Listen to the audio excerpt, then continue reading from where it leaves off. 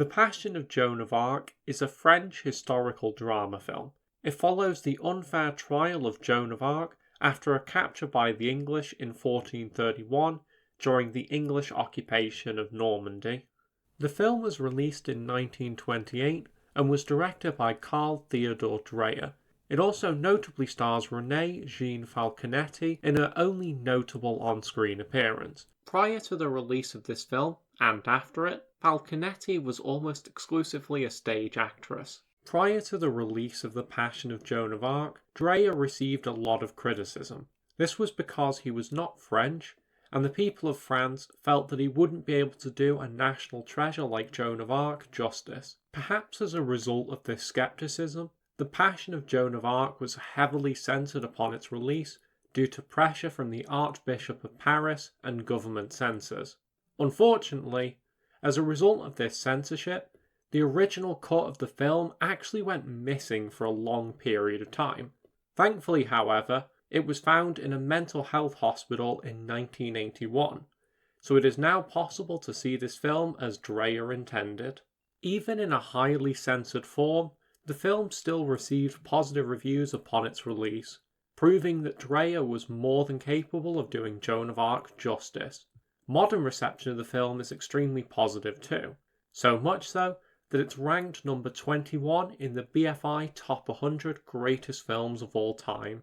It's ranked even higher than that in previous years too. So, with that history lesson out of the way, let's take a closer look at just what makes The Passion of Joan of Arc such a great film. The Passion of Joan of Arc opens up with intertitles describing a record of Joan of Arc's trial that could be found in the Chamber of Deputies in Paris. The record describes Joan's trial and portrays her as being just as human as the rest of us. After describing this record, the film cuts back in time to Joan being led to the judges that are about to sentence her.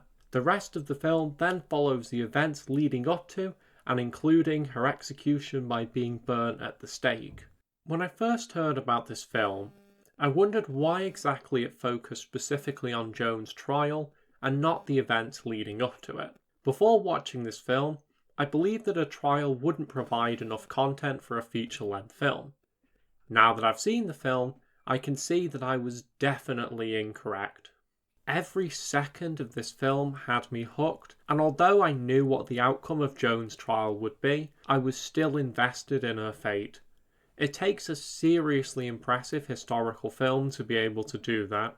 One of the aspects of this film that is most celebrated today is the acting, and it's extremely easy to see why. The star of the show here is undoubtedly Falconetti. Her performance as Joan is every bit as mesmerising as it is convincing. She does a great job at communicating the emotions that Joan must have felt during her trial.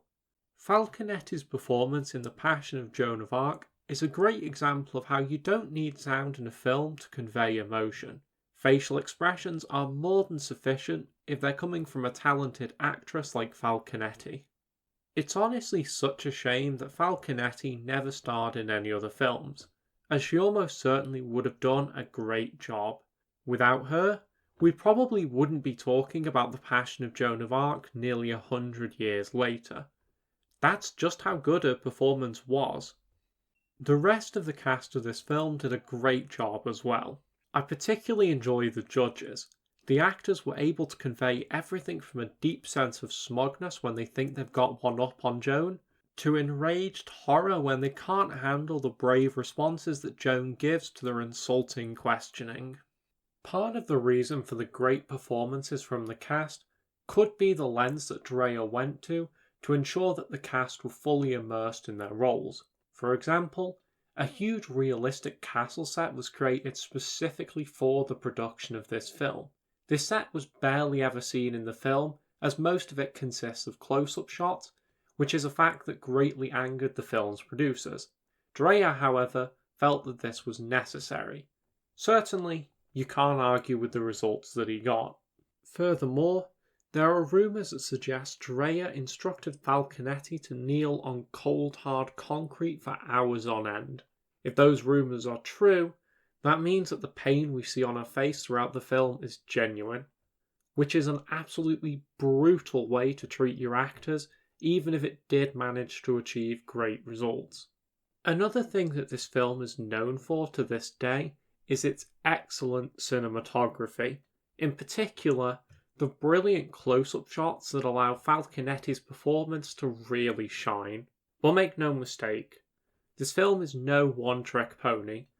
Every single shot in this film is a meticulously crafted masterpiece that thoroughly took advantage of technologies that were only just becoming available during the film's production, such as panchromatic film and artificial lighting.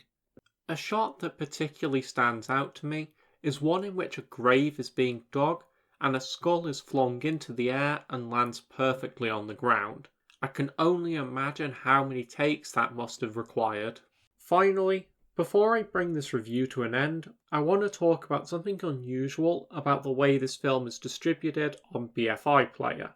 It comes with an excellent soundtrack that really brings out the best in this film, but I can't seem to find it anywhere else. And I can't even find out who made it, so if you know, please let me know. So in conclusion, The Passion of Joan of Arc does a great job at depicting the unfair treatment and brutality experienced by Joan of Arc during her trial.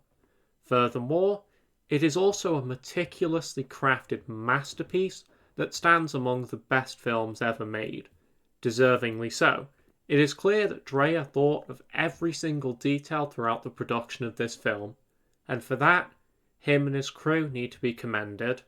That said though, that's it for today's review. What do you think of The Passion of Joan of Arc? Let me know in the comment section below. As always, I thank you for watching, and I will see you in the next one.